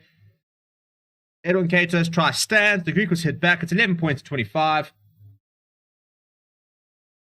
George Whitehead will now have quite a difficult kick, but as a right footer, it does sort of suit him. He'll probably start towards the right, try and curl it in. Rid of David Beckham. So it's not an easy kick by any means, but quite an important one in the context of the game, because it suddenly brings GRIQUAS back into it. And as I said, the Sharks, would have wanted to score that last sort of try and really kind of the final nail in the coffin. But this is GRIQUAS getting back into the game. Aiden TV said, what's happened to the Lions? They're not playing today. Well, they played last night, and they played terribly. It was a horrific performance. If you want to go see my rant about it, it's up on the channel in the review. That's a horrible kick from right here. That kick was pretty much summed up the Lions' performance last night. That's horrible. No, the Lions were dreadful last night. They got completely played off the park by the Pumas. A brilliant performance from Willie Engelbrecht. A couple of very good performances from the Pumas players, actually.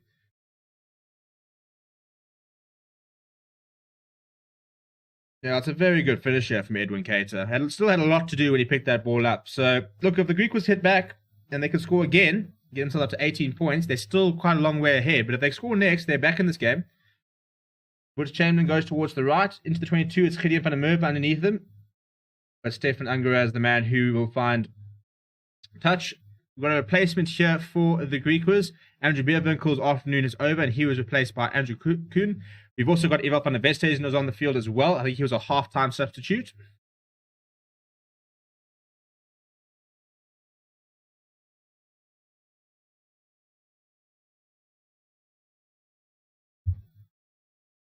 Right, Ken van Vuren on the field for Fez and Barter. Bit of a quiet game for Fez and Barter. Would have liked to have been more involved, I think, but it wasn't bad. Kieran van Vuren had a very good game the other day when Fez and Barter got given the day off. It's a solid line of win. Jaden Hendricks has spotted some space, so he went straight into a few players. It's a bit of a strange decision from the scrum half, who's fallen badly. Ooh. The decision's not rolling away, so the Sharks got a penalty. It was worked out by Jaden Hendricks there, but I don't know if anyone needs to tell him that he's not a ball carrier. Right, decision time here for the Sharks. Do they go for the points? Yeah, the T straight on and they'll knock it over. It's the worst thing. As the GRIQUAS, you've just scored a try. You're on a high. You're thinking, you know, we can still get back into this. You can see the penalty. It's Edwin Cato who's trying to contend with it, and he's preventing the player from rolling away.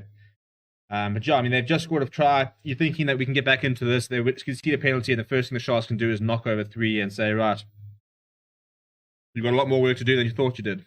So it's the right decision here from the Sharks.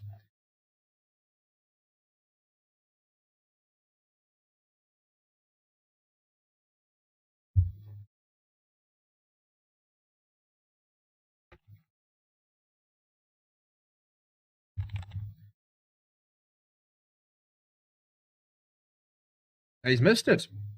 He's missed it. That's not a good kick there from Butch Chamberlain.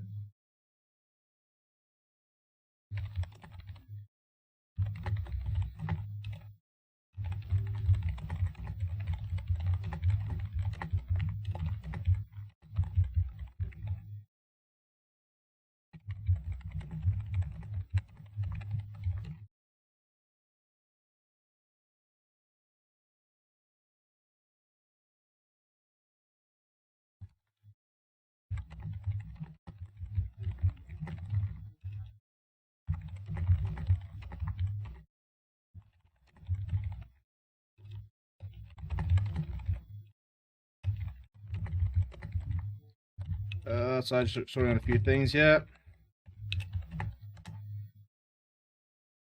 Right, so the Sharks are all over the attack there, and then Butch Chamberlain has overcooked the tick. It's a huge hit on Pepsi Buthelezi, but a solid carry from him. It was Kitty van der Merwe that made that hit. Good turnover there from the GRIQUAS, yeah. So they've found touch. They've got a lineup on the 22. So can the GRIQUAS hit back? I mean, look, if they're scoring 7 and Sharks are hitting the 3, they will catch them eventually. But with what, 23 minutes to go, not a lot of time left on the field. We've got JJ van der Merwe on the field. I think it's Mpilo Ngumedi as well. I'm quite keen to see. You haven't seen a lot of him.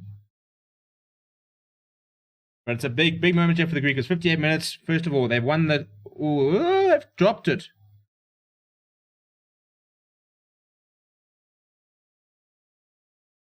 We've got an advantage here. I don't know who the advantage is for. Yeah, it's a penalty to the GRIQUAS just as well, because they'd actually dropped it in the line-out.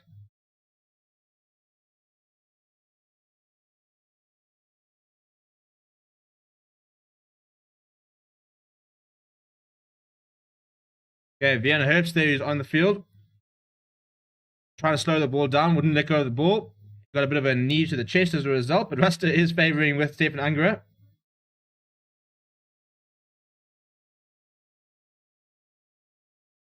Yeah, almost dropped the ball there. So Greek was almost butchering that, but they've managed to find themselves quite a bit more territory. So the perfect position here for rolling more and get themselves on the scoreboard.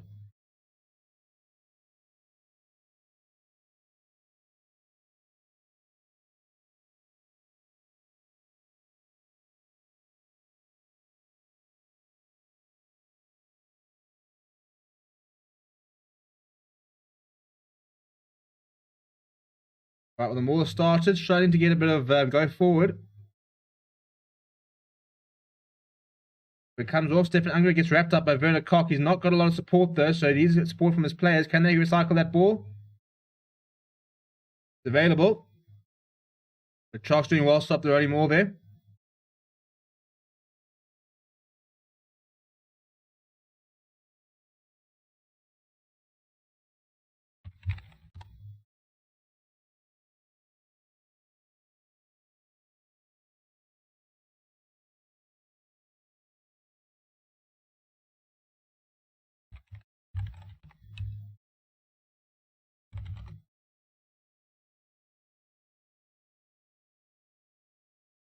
The Greek was just, I think Ajay van der Merwe actually just turned that over.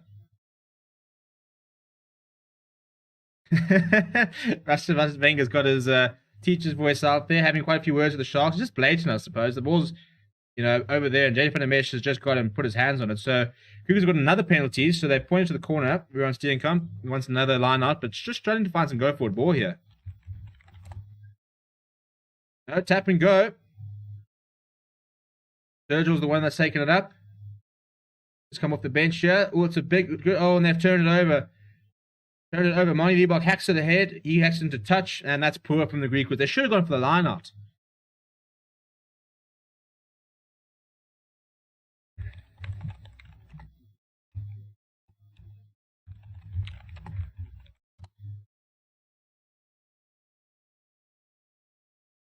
Couple of changes here. Renio Hugo comes on for Hiron Andrews. I thought Hiron Andrews was very good. Got a try to his name, but was very good today. Very good at the lineouts. Characteristic, very reliable.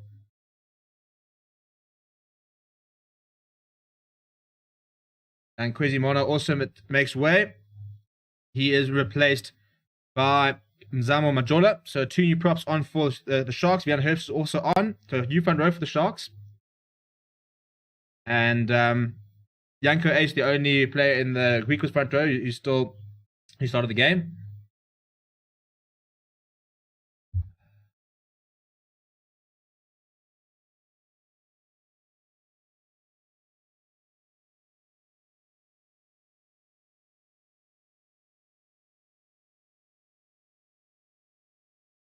I think you might have a yellow card there, actually. Yeah, Tempilo Gameli's just come on. He's taken the man out in the air, and he's received his marching order. So Sharks down to 14 men. Taking the man out in the air, and as Rusty said, he said that's completely dangerous, not acceptable. Off you go, into the sin bin. So that's not good news for the Sharks, who are making quite a hard work of this. Because they managed to kick to the corner once again. We'll have another opportunity to go for it. Where are we?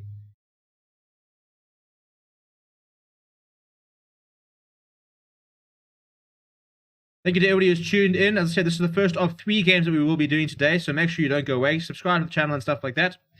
We will be live for the Benton Bulls game tonight. We'll be live for the Western Province Bulls game just shortly after this, so lots and lots of rugby to look forward to. And they've lost it again. I think GRIQUAS almost don't want to try and make this a game. But having said that, no, they conceded the penalty. I thought they managed to turn it over. So, yeah, once again, it's GRIQUAS with an opportunity, and Sharks with 40 men managed to turn that over and they win the penalty. So that's poor from Daniel Casenda, who was the one that gave that away. And can you say, I did a comparison of traveling from Cape Town to Dublin/Auckland. It takes 10 hours less to travel up north than across New Zealand. That'd be a big plus for Sappers, wouldn't it? Yeah, look, it's travel time, and it's also time zone is the issue. There's no jet lag. There's no having to adjust. There's no having to worry about that. I mean, you can get it on a plane on a, I don't know, Thursday night. Let's say Wednesday night. You can travel on like Wednesday night. You're landing there Thursday morning. You can have a nice stretch. You have a session on Friday. Well, let's say you go on Tuesday. You know, you can fly over the evening. 10-hour flight, easy game. No worries about time zone or anything like that. So I think that's the major thing. Because I mean, I know that they were worried. Like when it came to going to Argentina, teams would often go like, you know, they were two different things. So the Lions tried a thing where they basically traveled as late as possible, and they'd basically go up and oh, Daniel Casenda's made a brilliant break here. He's got men on the outside. He got himself. Why did you do that? He's gone with Bunda. No, man, they butchered this. They butchered this, the GRIQUAS. Brilliant run from Casenda, but he decided to go himself, and he had 2 men outside him, and oh my goodness. GRIQUAS still in the front foot here through Janko Ace, but Daniel Casenda, shame on you, mate. Shame on you. White goes out wide. Oh, and they've butchered and they've knocked it on. Ah, it's so hard watching teams that don't. Oh dear, now the Sharks are ahead. Oh, it's a kick through as well. Edwin Cage has got the pace to get back. Now what does he do? He cracks onto the pace, goes himself. He's got some players under support. So they've managed to hold it down. But there's a lot more Sharks players than there are GRIQUAS players. So eventually Stefan Ungerer manages to get back. But from one end to the other, I'm still sitting there thinking Daniel Casenda could have created a try there. And instead, George Whitehead will have to go and kick to touch. Oh, that's frustrating. That's frustrating. That would have made the game interesting. Down to 14 men. You scored a try there. Got up to, 18 points. 7 points to go with 14 men. You could have backed yourself there. But yeah, with the traveling, it's as I said, the Lions tried something when it came to Argentina where they went really late and tried to basically remove the jet lag part. So they didn't have enough days for the jet lag to kind of kick in. But you don't have to worry about that. I mean, what? You're going to Italy and then you've got, UK. So you're 2 hours either way at absolute most. So traveling is so much nicer for the Europe. Grant Williams was on the field in place of Jaden Hendrickson. Much more of a bit of a live wire scrum off. Likes his quick delivery. So he'll speed up play a little bit. Reno Hugo goes up and wins the line out there for the Sharks. It was on the halfway line. It's a very good rolling more here so far. GRIQUAS are pretty much just watching them stroll into their own half. They're past the 10. They're still going. They're still going. It's now brought down with an advantage. So they've got a free roll of the dice. Grant Williams. Marius Lowe trying to get the offload in. He hasn't had much to do as Marius Lowe. And Gideon van der Merwe on the ground. I think it was a legal steal, but they obviously still had an advantage. So they'll go back for the penalty. We've got another yellow card, yeah. They reckon that's cynical. So I think that's the game for the GRIQUAS. You know, they had the chance when they were still down 14-15, but I think the fact that Sergio's not just gone to the bin as well, it's even up the numbers, and I don't see how the GRIQUAS come back from this. 15 minutes to go. Buddha Chamberlain kicks it into the corner. There's a very good early more. They can do the same more. It'll be an easy try here for the Sharks.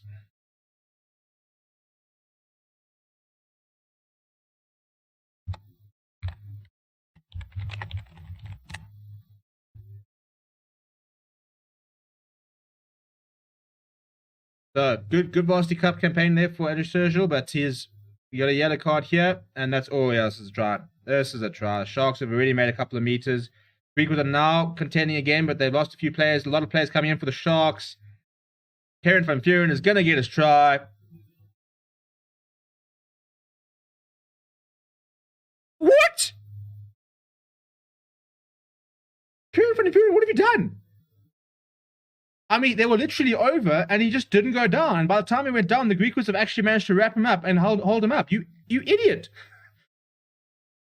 How have you managed? I mean, they were literally walking and still walking over the try line. He just didn't go down, and the GRIQUAS managed to wrap him up. That's horrendous. I've never ever seen that in my life. It's almost like he didn't see the line.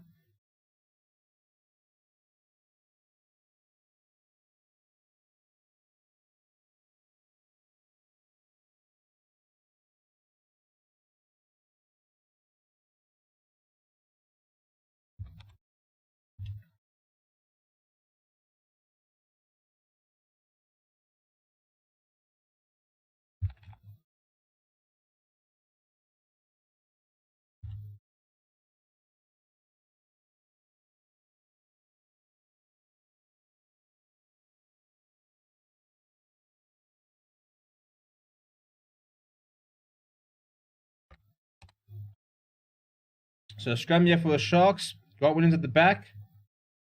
There's a penalty for the GRIQUAS there. Stefan Unger wants to take it quickly, but Grant Williams knocked the ball out of his hands. So the GRIQUAS have an opportunity to try and get back towards the Sharks' half, but I think it's just too late, isn't it? I mean, we've got, what, 14 points to make up, 2 converted tries, 14 minutes. Look, it's not impossible.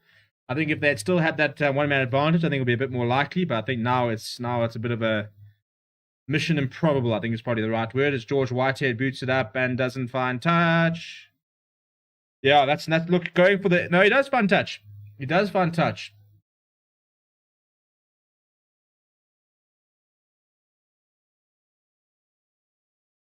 Buddha Chamberlain, why are you pointing at yourself? There's nobody else who touched that ball. Buddha Chamberlain was trying to be a little bit acrobatic and get the ball back into play. He thought he had stopped it. So it turns out to be a brilliant kick from George Whitehead, who's found touch on the 22. That's his last contribution as Theo Boshoff comes on in place of him. Varanya is also on for Ungara.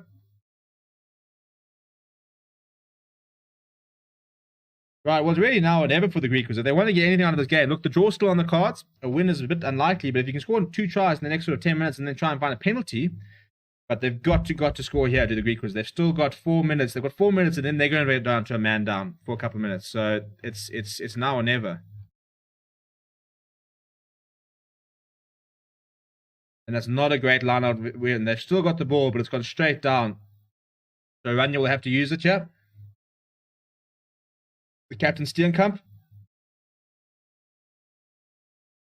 is met in the tackle by Kieran van Vuren. It's a decent leg drive to get back towards 22.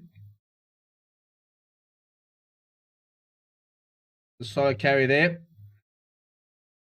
Oh, it's a nice little run there by Daniel Cassende. He doesn't really have the weight to sort of back it up, but he's made a few meters. Ranya does well to dig it out. Good run by Ruan Steenkamp. It's a very nice hit on him. Quick ball here from the GRIQUAS.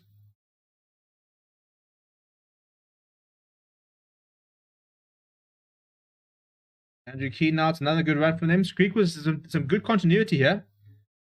Zito almost dropping it, taking touch. He runs into Timolani Borley and JJ Van der Meschen is driven back. Oranje trying to find some quick ball, but the ball's not available for him. They've got an advantage. And there's the penalty. And Oranje in no rush. Greek was being very calm about this, running it down. Timolani Borley, the man who's penalised for not rolling away.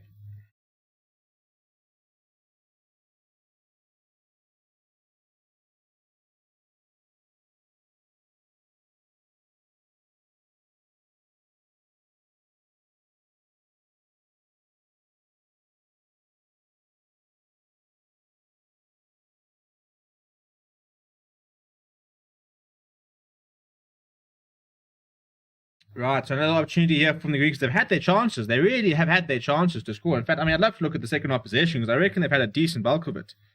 They just haven't really done anything with it. Look, the Sharks' defense has been very good today. I'll be giving credit for that. They fronted up big time up front, and it's been very impressive. Right, so you can see, yeah, so second half possessions are much more similar. It's 57% for the Sharks, 43% for the GRIQUAS. I reckon the last 10 minutes has been pretty one-way traffic. Since that yellow, funny enough, since the yellow card for the GRIQUAS, they've actually managed to get themselves into the Sharks' territory, but they've knocked it on. And the Sharks will have a scrum. This is the problem with the GRIQUAS. Every time they've come close and they've looked good in scoring and stuff like that, they keep giving away. They just haven't taken their opportunities enough. But, I mean, the defense for the Sharks deserves a big mention. You know, they made 88% of their tackles. They've had to make far less than the GRIQUAS, almost half the amount of tackles, but they made them.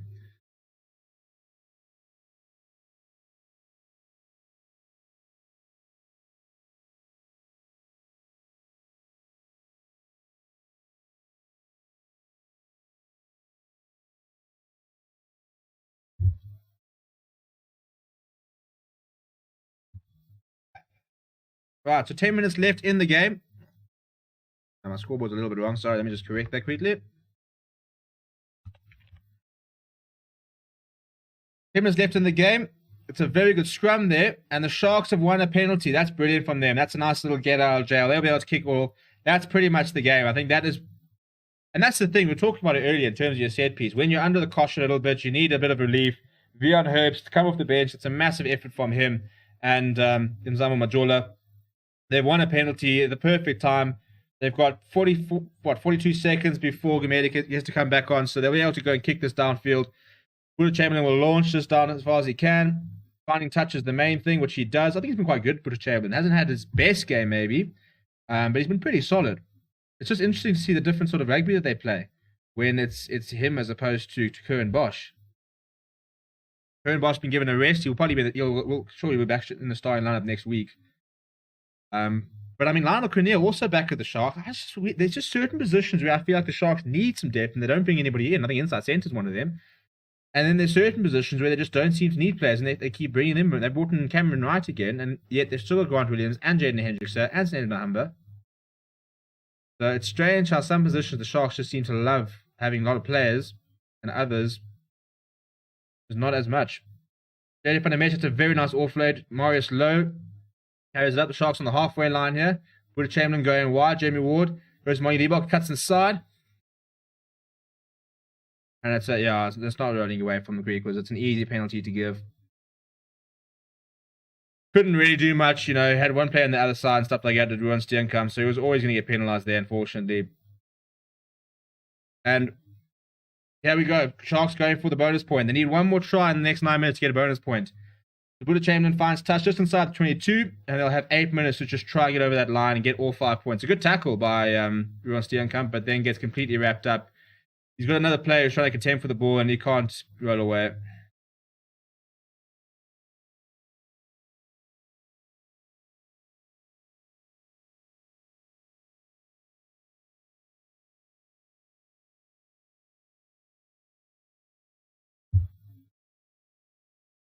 Ken van Vuren finds JJ Van der Mesch, who just recently had a very nice offload. There comes the rolling maul. They're back to a full contingent of the Sharks pack. Up against 14 GRIQUAS. Grant Williams is there to take the ball out. Ken van Vuren is not too keen for that yet. Now he's making it available. They're still edging forward. Marius Lowe takes it up. It's a good tackle on him by Swartz. Williams goes to Currie from Furen. JJ front of meshed. Hitting in front of Merber, fronted up and managed to bring him down. Zama Majula, that's a solid carry. He's lost the ball, I think. And they've got in there and trying to steal it back as GRIQUAS. Turnover's good. Turnover's good. Well turned over from the GRIQUAS.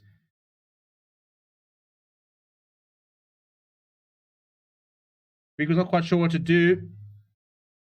So Chris Hollis will pump it downfield. It's not a great kick. It'll stay in. So I think that Minus Porkita's first contribution to the game. He went straight to Aranya. It's a very nice tackle from the scrum half. Sharks going down the blind side again through Monty Liebach, and it's gone through all the hands and gone out. So Sharks making the bonus point looking very difficult at the moment. GRIQUAS have gone quickly with the line. They've gone to Bunda. They've got a space out wide. They've gone straight over to the top to Edwin Cater, and they've asked him, right, put the gas on. Let's see what you've got. He's got plenty of gas. He's around the outside. He's going to go all the way. Oh, offload, offload. Well, he managed to get away from Aranya. Quick ball, quick ball. Ruan Steenkamp, the captain's been very good. He gets a very good offload to Janko Ace. They need support. They're going to lose it. Very well done by Aranya. Gets the ball out. One more time. Daniel Kasenda. He'll go all the way. Well played. Well played. Take a bow. Take a bow. That's all Edwin Cater. Thought he could have gotten the offload up earlier, but they did very well. There weren't a lot of them, so it didn't allow any rucks to form. They were getting the ball out nice and quickly. Very, very good from Aranya. They replaced the scrum off, and they just recycled it towards the right, over the top. There was a 2-1-1 with JJ van der Mesht, and Björn Hirsch is not going to catch Daniel Kasenda. So he goes over eventually. The GRIQUAS hit back. Very nicely worked from them. They deserve that. They've deserved that. As I said, I think it's been a much closer game than maybe the scorecard has sort of read. It's been very much GRIQUAS camped in one in the 22, and then Sharks camped in one of the 22. This half, we actually haven't had much rugby being played in the sort of the middle two zones. And the GRIQUAS after this kick will go back to a full contingent. So if Whitehead slots this, they'll go up to 18 points to 25. They'll need a converted try to come away with a draw. And it's Hollis, in fact. There's Theo Borshop who will have his first kick of the match. On Currie Cup debut is Theo Borshop, I think. Lie, didn't he actually play in the last game campaign? I'm being stupid here. Played a bit for the Pumas as well, so yeah, probably actually played. Not a great kick. So that was an important kick, so you can remove these yellow cards. They're both back on the field. Very, very nice from Edwin Cater. He's got a lot of gas, doesn't he? He had a lot to do, managed to bring inside, hold the ball up, a very good offload off the ground from him. And then, yeah, they just had the numbers. Well, just Drew and JJ van der Mesh and Daniel Kasende. I mean, Kasende versus JJ van der Mesh. You're only going to have one winner. And it was the man in the GRIQUAS green, blue type stuff. I don't know what it is. I mean, some sort of greeny. I'm not quite sure how you describe the color. I've lost the word of exactly what color it is. But yeah, quite a cool jersey, I must admit. Ruan Steenkamp. Oh my goodness. He's been very good as the GRIQUAS captain, but he's just spilt the ball out on the kickoff there, given the Sharks full license to have 4 minutes to try and have a crack at the bonus point. And that's not a good moment for the GRIQUAS captain. He's been solid. He's led from the front, has Ruan Steenkamp, but that's not a good moment from him at all. It's a pity because he's been good today. So the Sharks will have just under 4 minutes to try and get a bonus point victory. Currie from Furen, first of all, obviously you have to try and find your lineup jumper and go from there. Please do subscribe to the channel, smash a like as well in the video. We'll be live in just under an hour again for the Bulls versus Western Province game, which should be quite interesting. But all eyes on Benetton versus the Bulls tonight, 6 o'clock South African Standard Time. We will be live. Come and hang out. But for now, the Sharks are on the front foot. Van Furen controlling it very well at the back. It has been brought down illegally, so they can do what they want. Can the Sharks?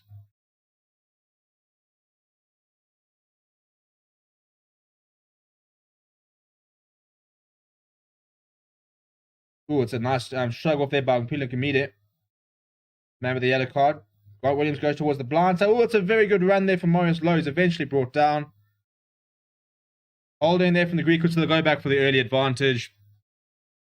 Sharks running out of time to get this bonus point. They're making hard work of it, I must admit. I'm be interested to see if they eventually do get it. 2.5 minutes, less than 2.5 minutes to play. And that point can make all the difference. I think they'll be frustrated if they don't get the bonus point, because they've definitely had the opportunities to do it.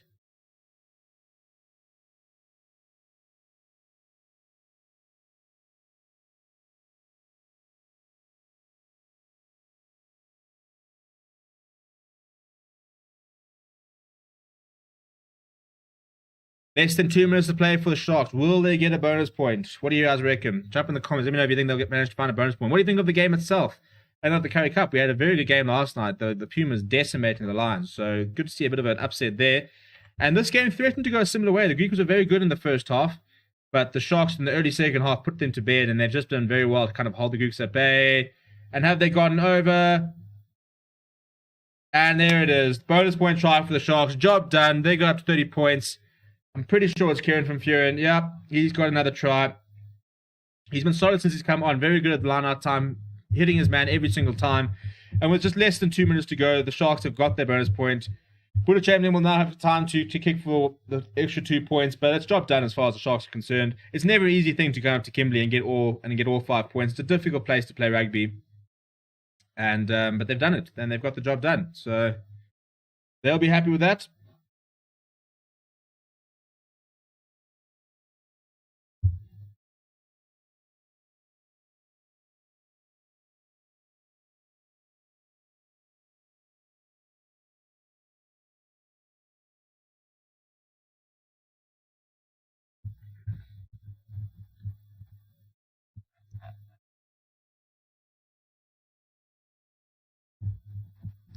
Da, da, da, da, da, da.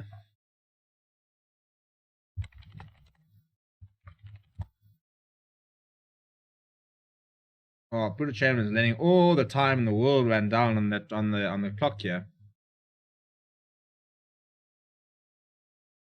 And eventually takes it. Good looking strike, but it'll go towards the right, so he won't add the extra. So it's 16 points to 30. The final hooter is going to go, so this will be the last bit of play when the GRIQUAS kick off. So the GRIQUAS will begin the campaign with, I think, some positive. I think there is positive to take out of this game. They weren't out of it by all means, and I think the Sharks will be happy with their performance and does again the bonus point, but definitely work to be done. I think it wasn't the perfect performance by the Sharks by any means. I think they'd like to be able to take their chances a little bit better. Having said that, Werner Koch is right on the attack over here. He's put a grabber through. He's not going to have the pace, though. Edwin Cater's flying back. Oh dear.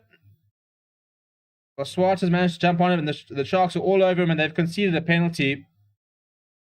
And they're now all wrestling around him to try and get the ball to take a quick tap. Shivenga telling everybody to just calm down. Okay, the call is a knock-on from Black, so it won't be a penalty for the Sharks. Yeah, that's the game. That's full time. Full time here at Kimberley, 16 points to 30. Thank you very much for hanging out. We'll be live again in about 35 minutes, so you can come hang out there. We'll be doing a quick wrap up of this game. That'll be up on the channel shortly. But thank you very much for hanging out. As I said, subscribe to the channel. Thank you for getting us to over 1,700. But now the next push is to 1,800 and then to sort of the 2,000. So if you haven't already, please do subscribe. Consider becoming a member, like Rendell Plays, for example. You can see you get a little badge next to your name. Feel free to consider supporting the channel. Thank you very much for watching. We'll see you guys very soon. My name is Steven. And yeah, enjoy the rest of your day and check you guys in about half an hour.